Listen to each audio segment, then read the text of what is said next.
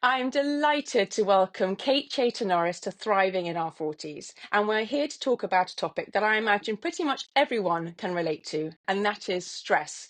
Now, before we jump into this, I want to give Kate a proper introduction because she has got a wealth of knowledge.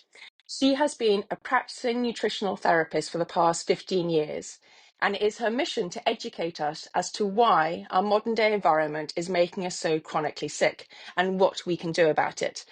Kate has also written a book called I Wish My Doctor Had Told Me This. And she wrote this, and I quote, to empower people to take their health into their own hands. Kate's work involves a holistic approach where she looks at the entire body to work out what systems are out of balance, be it our digestive system, our skin, our hormones, and then she provides the right nutrients to help our body rebalance itself. Kate, I'm thrilled to welcome you to Thriving in Our Forties. Well, thank you so much for having me and allowing me to once again stand on my soapbox and talk about things that I love talking about.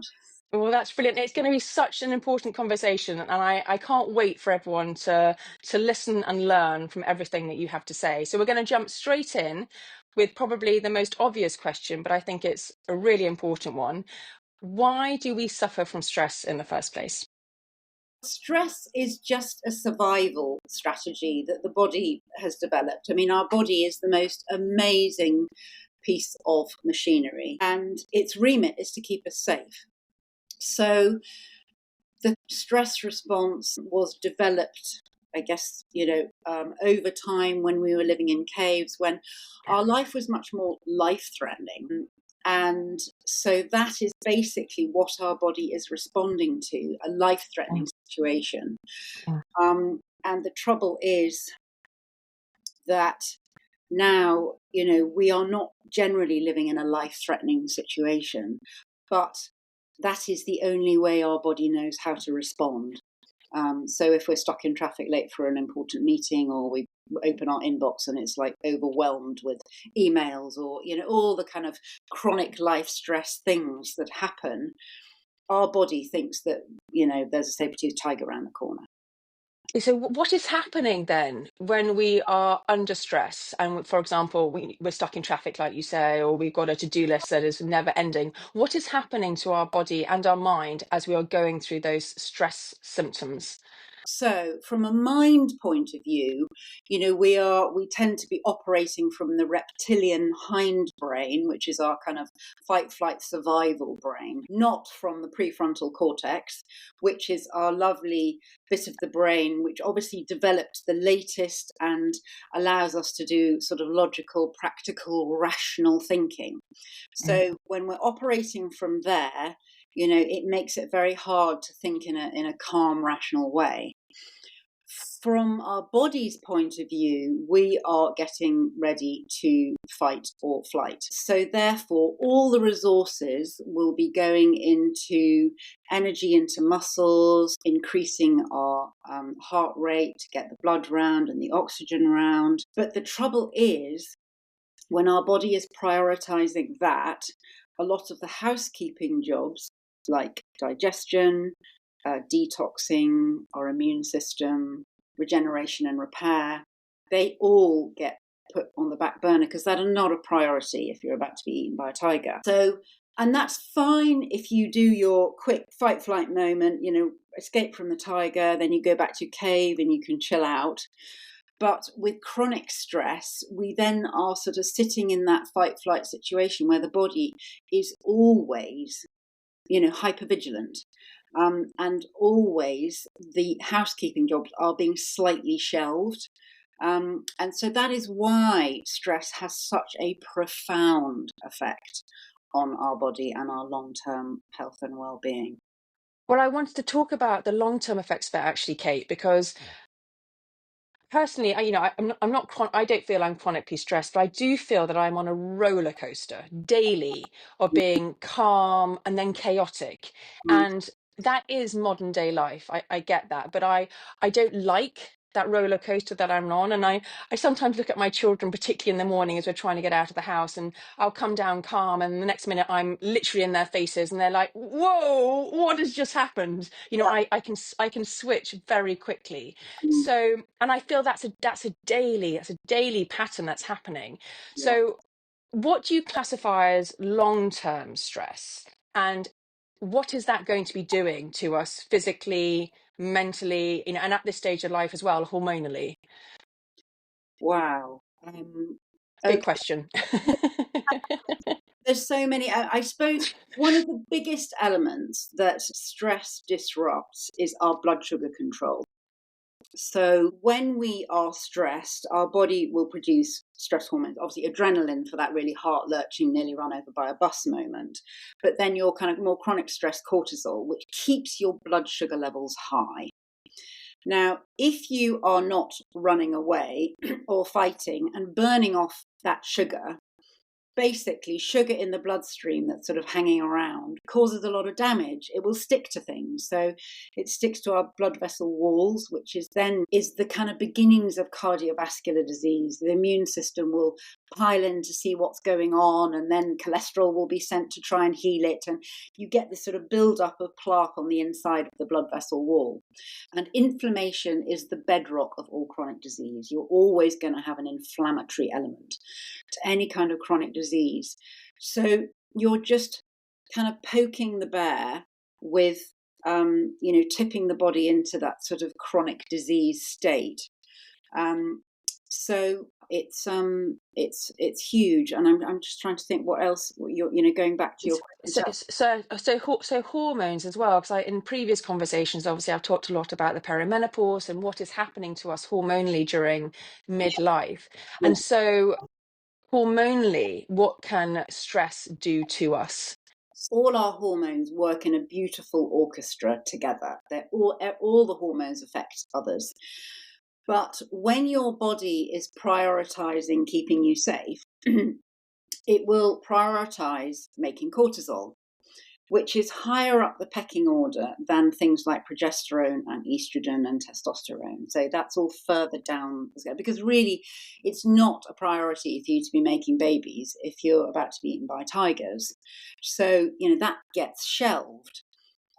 So that's why we can find these, when people are chronically stressed, this huge imbalance in hormones, because we've also got a situation in our environment where we are being exposed to lots of estrogen like substances.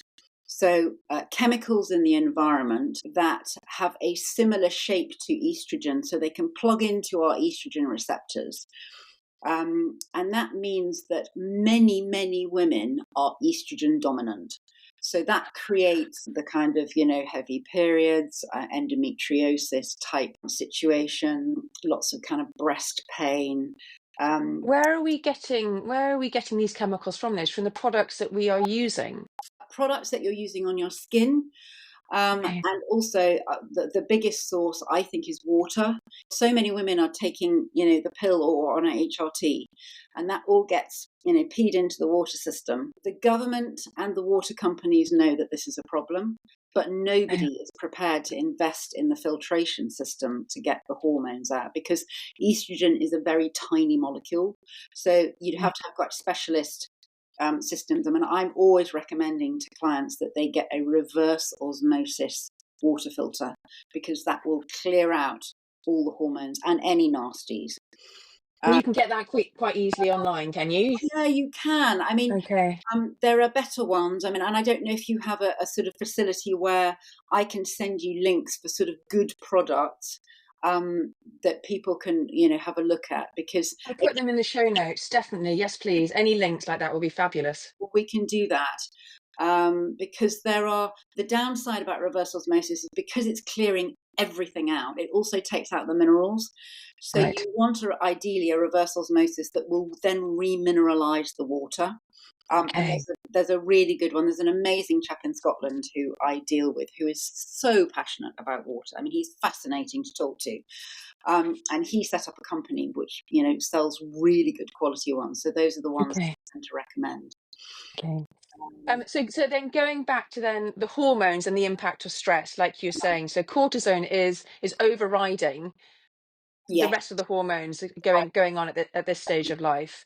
And if we've got high cortisone levels, obviously that's going to be impacting us day to day. Yeah, absolutely. But also, when you have long-term stress, it's the lovely, amazing adrenal glands that sit on top of our kidneys, at the back. They obviously produce adrenaline, but they are responsible for producing cortisol. And if you're asking them to produce loads of cortisol 24/7, they get tired. And what happens when we get to menopause, when our ovaries stop producing so much estrogen and progesterone, it is the adrenal glands that have to take over that job, because we do need to have some in our bodies going forward. If your adrenals are on the floor because they've been very busy producing loads of cortisol, they are not then going to go, oh, well, let's just produce estrogen and progesterone. So that lovely, ideally seamless change from perimenopause to menopause is not quite so seamless, because you kind of get slightly dropped off a cliff, and that can cause, yeah, all sorts of problems, as many of your listeners might know. And so is that why people have to resort to the likes of HRT to balance those hormones and the fluctuation that has been happening maybe over many years because of the stress levels? I think so. I mean, when we look at indigenous societies, again, the experience for them going through menopause is so different. Yeah. Menopause is looked forward to, it is revered, it is almost like a sort of coming of age. You've really earned your spurs when you've hit the menopause. And if you are in a society that has shaman healers, you can't be a shaman healer until you've been through the menopause. It's So amazing. it's looked on in such a positive light, as opposed to over here in the West, where we're kind of, shriveled up crones, which is just depressing. Yeah. So And I'm not true. no, and just not true.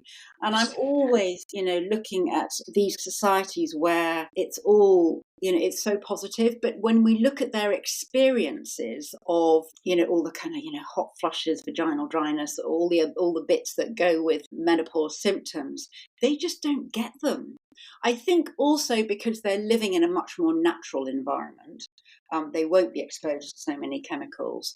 But I think they tend to have a much more mindful existence. And That's so interesting. Well, I would love to move on from that actually and talk about how we can manage the symptoms that we suffer with during stress. yes, Um, I personally feel that we can't obviously get rid of stress completely, and I think a little bit of stress is a good thing. It keeps us moving forward, it keeps us motivated, it's about ambition. However, as we've touched upon, life is hectic and long-term stress obviously is not healthy. So, as through your work as a nutritional therapist, how can we incorporate nutrition and look at it in a way that it's going to help us manage stress? Are there foods that we should be consuming over others? And for the ones that we shouldn't be consuming because they can maybe aggravate mm, stress. yeah, 100%. Basically, it's coming back to the kind of blood sugar balance, because if you are Okay. eating food that keeps your blood sugars nice and balanced, that's much less stressful for the body. Okay. Um, it's a funny one in that, I can have people coming and sitting on my sofa and they go, oh, I'm not stressed. And they're not stressed in their heads, but their bodies are running a load of stress. That's And really interesting. they can be the kind of people who, so with regards to things that are going to spike your blood sugar levels, obviously sugar, Yeah. but that is also kind of refined carbohydrates, which don't necessarily taste sweet. But say you eat a piece of white bread, there's not Mhm. much substance to it. So it's broken down very quickly. And so the Okay. sugar release into the bloodstream is pretty speedy. We've then also got things like coffee and tea, caffeine and alcohol. So those are the kind of big spikers. And in order to try and kind of ameliorate and make sure that, you are, obviously your blood sugar levels are going to rise a bit after you've eaten, but you want there to be a nice sort of gentle curve, not a great big spike where your body then has to produce loads of insulin, which brings it crashing back down. And then you get Okay. kind of mid-morning, oh, I need a coffee and a biscuit kind of thing to keep me going. And you do your coffee and a biscuit, and then you spike it again. So you spend the whole day, swinging up and down, which is really stressful for the body because it's Okay. constantly having to manage this situation where the sugars are flying up and down.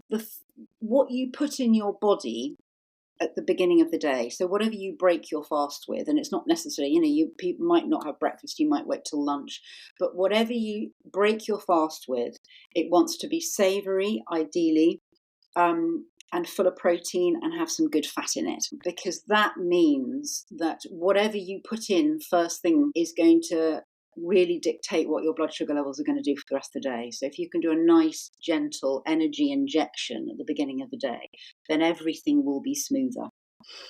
It makes such sense, Kate, and I'm thinking about that obviously from an adult's perspective, but also from a child's perspective. Yes. I'm just thinking about what my children eat for breakfast, and And you're absolutely right. It's like pushing them off a cliff and say, "Good luck, get on with that now for the rest of the day."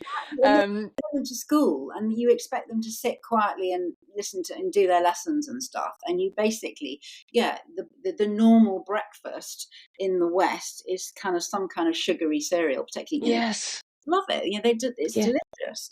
But I'm always, saying, get eggs into your kids at the beginning of the day. Or I don't mind what they want. I mean, you can make it funny and make it a joke. I mean, sometimes I have, families where they're all having chicken stew for breakfast, Oh and my it's all like really weird, but actually, it's a great start for the day. Yeah, isn't it interesting? And so just to go back, it's about keeping things. It's about your blood sugar level, and that will obviously have a huge impact, like you Mm. say, on the stress that you might experience through the rest of the day. If your body can keep a gentle momentum, that will help when it comes to your emotional reaction to Yeah, almost kind of not react in such a volatile way. it will help. I mean, Yeah. obviously, how we react to stress is a hugely personal thing and can be dictated by many, many factors. Okay. But I love John. I don't know if you come across John Kabat-Zinn, who No. about mindfulness. Well, he has a lovely phrase, and that is, you can't stop the waves, but you can learn to surf. So it's almost like, you are totally in control and responsible for how you choose to react to any situation in life, which is quite annoying because it's quite nice to be able to blame somebody else or something Yes, absolutely. handle. Um, but I think um, it's about, I think when we've had long-term stress, I mean, it's a really complex thing. And our stress response can be set when we're really tiny. I mean, even in the womb, Mm, your mum has been really stressed and you've been exposed to a lot of cortisol in the womb, your system will reset. And it's almost like your body goes, oh, blimey, it must be really scary out there because my mum's really stressed. So I need to come out and I mm. need to be hypervigilant. So, that can start you off on a tricky track. And then obviously our experiences in childhood can also set how we respond to stress. It's all undoable, but it does take time, and it Well, takes a lot of gentleness and compassion because you've got these almost like, I mean, in my trauma training, we talk about these little people inside us, who may have experienced trauma. And it's about kind of reparenting them and reassuring them that they can stand down and not make you so hypervigilant and overreactive to stress. And it's a I, very beautiful process, but it takes time. Your system's not kind of suddenly just go, oh, everything's fine. I'm just going to sort of chill in a deck chair. well, as much as we wish to do that, but I think that's also reassuring to hear, though, Kate, because I think when you get to a certain stage of life, you think, well, this is me. I can't change it. Why should I change it? And Mm. you might not like that part of you that you currently are. And I think that's what I I'm trying to do with these conversations is that we can change, and it's all a positive change, and it just takes a little bit of time and awareness to do that. 100%. And I think one thing that I have found very useful for me is, when we have had trauma in childhood, very often we can dissociate from our bodies. It's almost like, we're just going to cut off because it feels not great. Yeah. And so it's about getting people to get back in touch with their body, Mm, and yeah. really giving them space to actually feel what's going on. Our bodies are the most incredibly wise, intuitive beings, and they do not lie.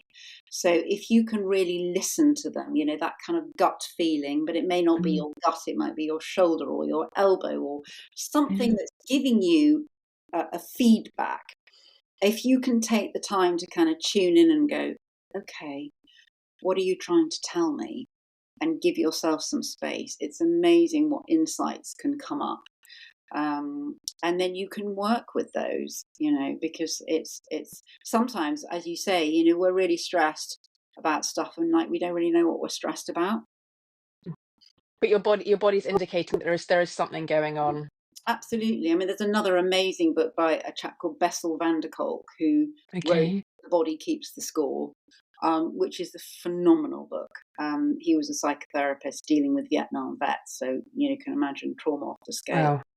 They were doing counselling and talking therapy, and nothing was working. And he basically said, we need to get into the body because that's where it's all being held, and Yeah. it's not up here.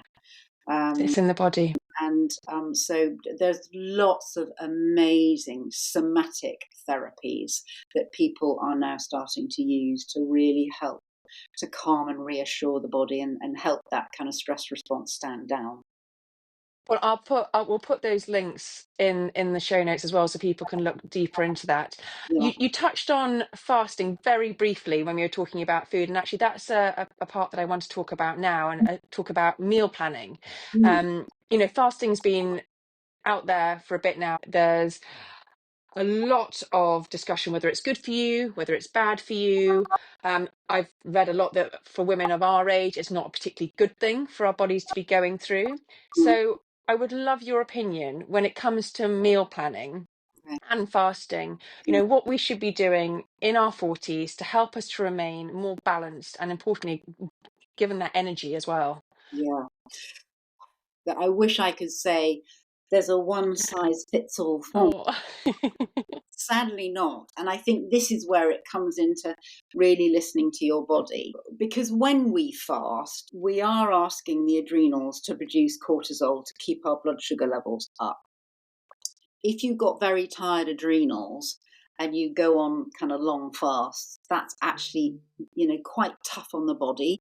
A long fast, we're saying what, hours, days, because people can do ridiculously long fasts. Yeah, sure. So, I mean, I am a big fan of intermittent fasting. That's the kind of, extending your overnight fast for a bit longer. And it sort of depends, if you have got blood sugar issues.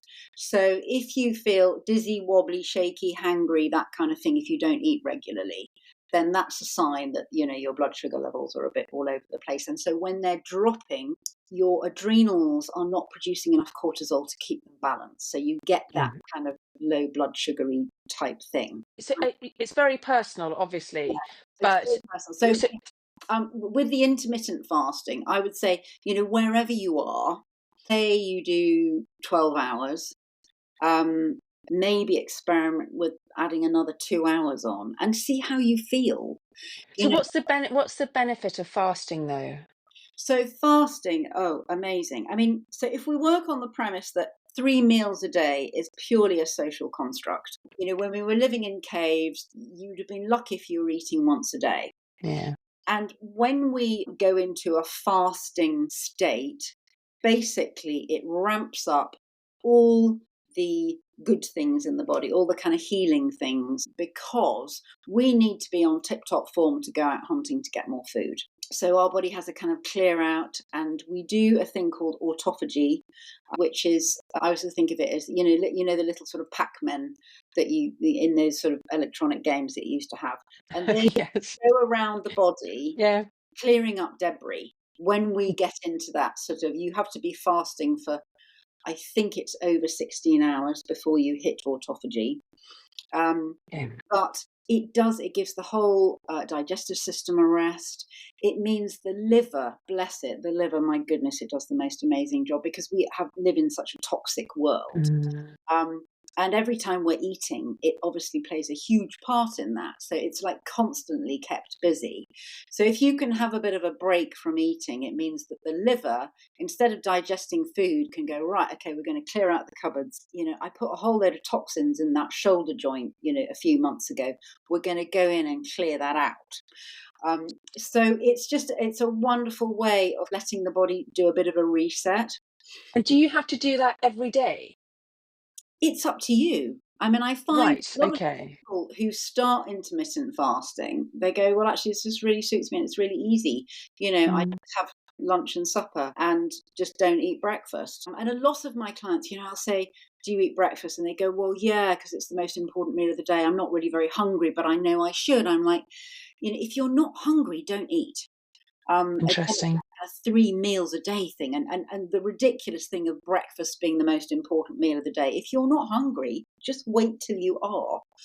And then eat something that, like you alluded to, is not high in sugar and is going to keep you sustained for hours afterwards. Absolutely, yeah, no, Okay. savoury. So so meal planning is very personal, obviously. Fasting is what works for you. I think the idea of breakfast during the week, school time. Mm, I imagine many parents don't have time to grab a slice of toast, let alone kind of sit down and have breakfast. So it all depends on people's schedules.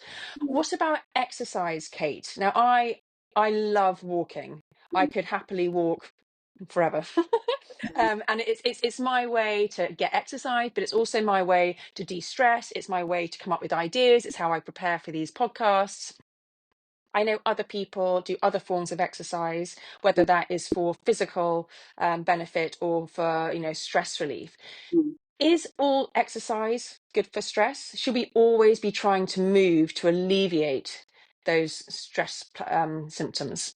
I think, yes, movement's really, really hugely beneficial, whatever Okay. form. But what I will say is that if you have got very tired adrenals and you're going to the gym and, hitting it on the running machine or doing hit sessions, or um, it can be a little counterproductive.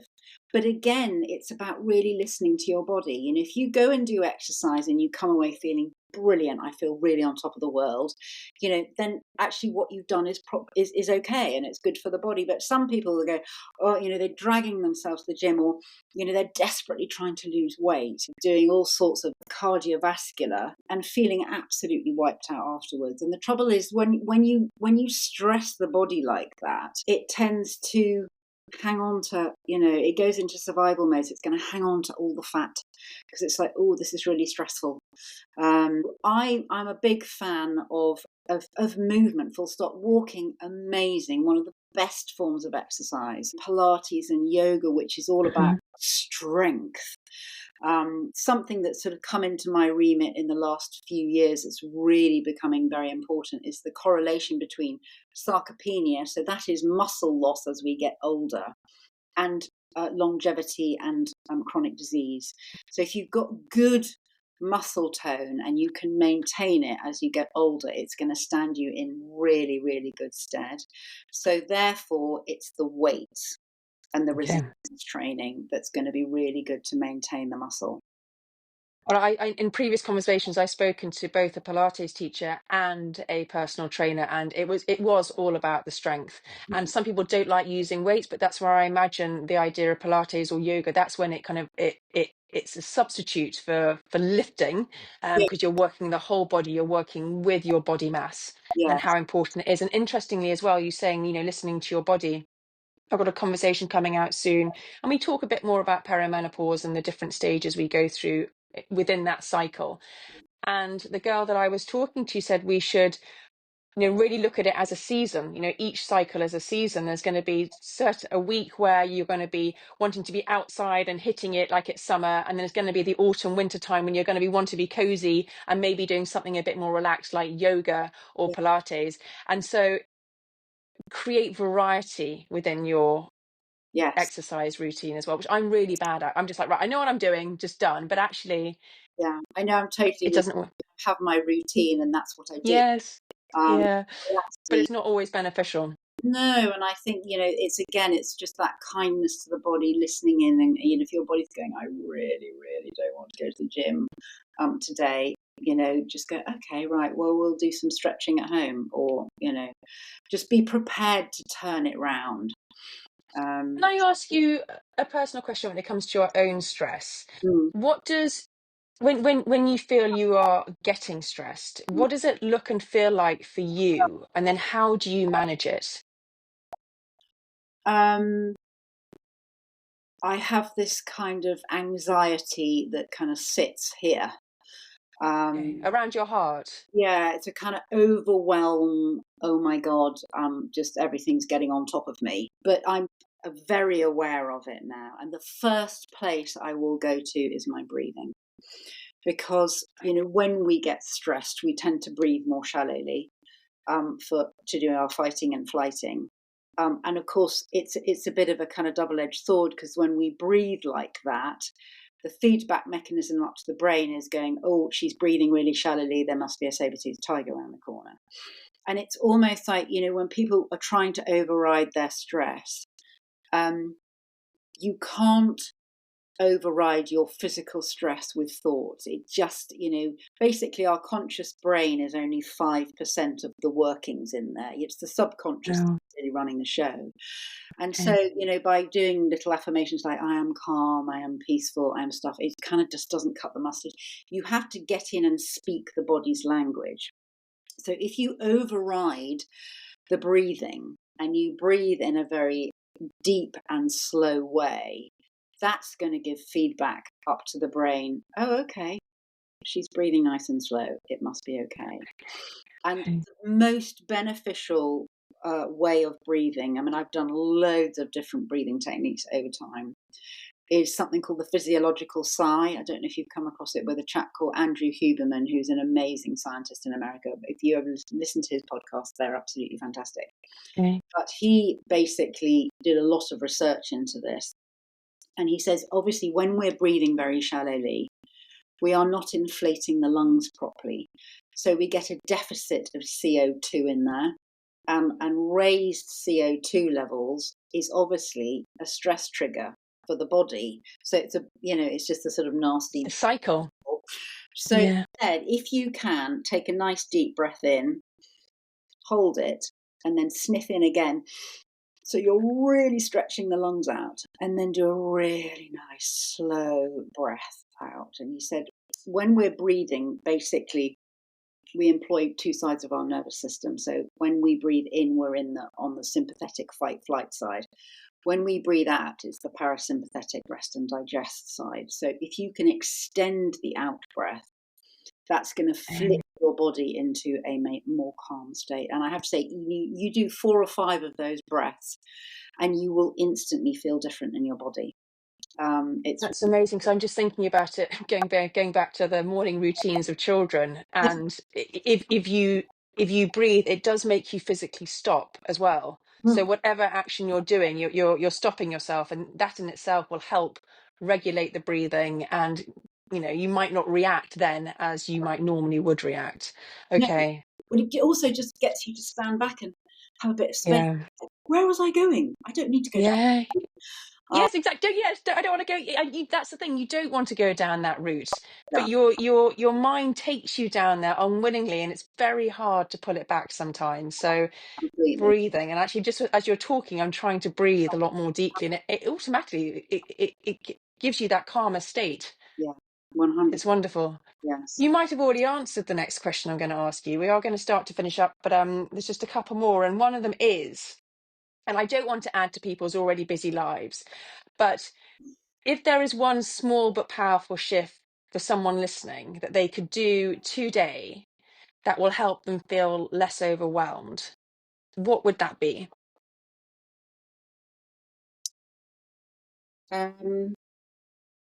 Well, number one is breathing, 100%. That's right. Yeah. The first place, because it's so easy to go to. Um, the other thing that I have found in my journey, which has been hugely valuable, is making sure that you have a good tribe. Um, you know, Tribe is in tribe, a group of. a good group of friends Yeah. where you can be totally vulnerable. Okay. And you know that it's going to be received in a compassionate and empathic way and Okay. supportive.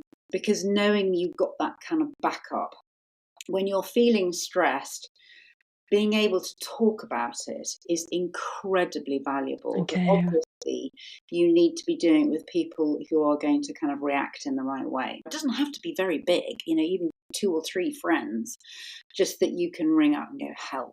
I'm really in the shit here. I need an ear. I And can totally see that. or am I going mad? This is where my thought processes are going, and they can just go, hang on a minute. Yeah. It's really But everyone needs to be on the same page as well, because you like you say, when you open yourself up to vulnerability, you don't want to feel that you're giving too much of yourself and not getting anything in return. So that's right. It's that tribe of people that you know that they can be as open with you as you are going to be with them. 100%. You're so right. It does need to be a two-way street. Yeah. Um, but, I yes, think that's a great breathe and find your tribe. yes, Fabulous. yeah. And then finally, the question I want to ask is, obviously the podcast is called Thriving in Our Forties. So what does thriving in our forties look like to you?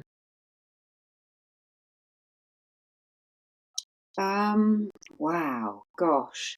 I think, um, particularly for women, it's about self-care. 40s can be such a challenging time. Your kids are, well, depending on where you are, sometimes your kids are kind of going off into the big bad world, which has its own stresses. Um, but with that, for me, it's about learning to stand back, putting them in a little protective bubble and trusting that they're going to be okay, Okay. not micromanaging, because that's just doesn't work for anybody.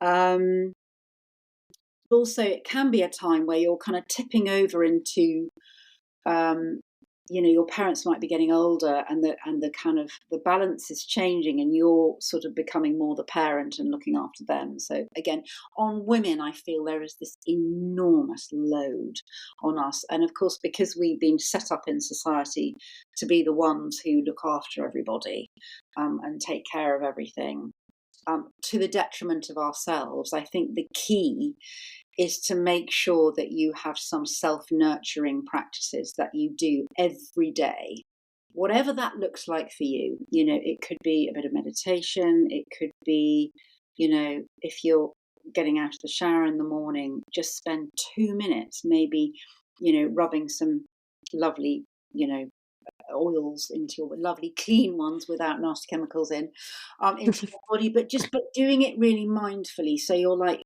thanking your feet and your ankles and your legs, and you know for all the amazing things that our bodies allow us to do. So it's that kind of space, and also trying to get into a routine of making sure that you do something every day that brings you joy. Because we can get so bogged down into our to-do list and jobs, and then that to-do list, we will never get to the end. It took me a Mhm. long time to work that one out. I don't know It's what. true. There will always be jobs to do. So Mhm. at a certain point in your day, you're like, enough. Okay. That's enough. Now it's my time. And whatever that looks like, you want to be painting by numbers, or sewing, or jigsawing, or even just, sometimes when I'm really tired, I just want to sit in front of TV and watch something nice. For me, that's another thing about stress. When you're watching TV, your body cannot differentiate between what you're seeing on telly and reality. So it thinks that's really happening. And if you go to bed on thrillers or police dramas or, any of those kind of things, you will go to bed full of stress hormones. And it just It doesn't. makes complete sense, but I've never thought of it like that Yeah, at all. But it does make sense. The same with being on a screen, isn't it? You're keeping that part of the mind active, yeah, aren't you? absolutely. So again, sort of making the end of your day calm and nurturing. It's like, we do it with our kids, when they're really little, you do a nice calm bath time and you're like, my husband would come out, I'd be like, don't jazz them up. This is fun time, into bed, lovely, gentle story. But this is what we should be doing with ourselves. And people are on Mm, screens till bedtime and then they leave yeah, and they're like, oh, no, then I couldn't sleep. And you're like, well, I'm not, yeah, because we have, yeah. allowed ourselves to wind down so the body goes, oh, okay, all is well, and it's safe enough for me to have good quality deep sleep. That's wonderful advice. Thank you so much. It has been such a joy talking to you, Kate, and there's so much more we could go on to talk about, but we are going to wrap it up here because I want to share the information where people can find out more about you. So will you tell us, whether you've got a website or whether you're on any socials, how can people get in touch with you if they want to discover more about your work? Well, yes, I have a website, Kate Chaytor-Norris, and I do have an Instagram, but it's not hugely well. It's No, just having a little rest. It's breathing. It's having a bit of a breather. so I have spurts where I'm like, inspired to do lots of things, but at the moment, yeah, having a little rest. Okay, well, I'll put those links in the show notes anyway, so people can find them. But obviously, people can reach out to you if they want to obviously learn out more about themselves and what they can do with you going forward. Absolutely. Yeah, no, definitely. And, my book is a really good place to start. I've had lots of people who were going to kind of book in for a session, and they've got the book and they're like, okay, yeah, I know what I'm doing, which is great. So, yes, I'll put that link in as well. I'll put it all in there. That's wonderful. But thank you again for your time. It's been an invaluable conversation to have because I think it's very easy just to, like we've touched on, to think I'm stressed. It's what I am. Just get on with it. But yeah, I personally don't want to have the next few decades of my life feeling like I'm, gonna flip. So what you've discussed with the breathing, a bit of self-care, the right eating and the right nutrients, I think if you all try and combine that as much as possible, then you are giving yourself that best chance. yes, absolutely. It'll pay huge dividends to how well your body ages. It's wonderful. Well, thank you very much. Thank you for having me. It's been great.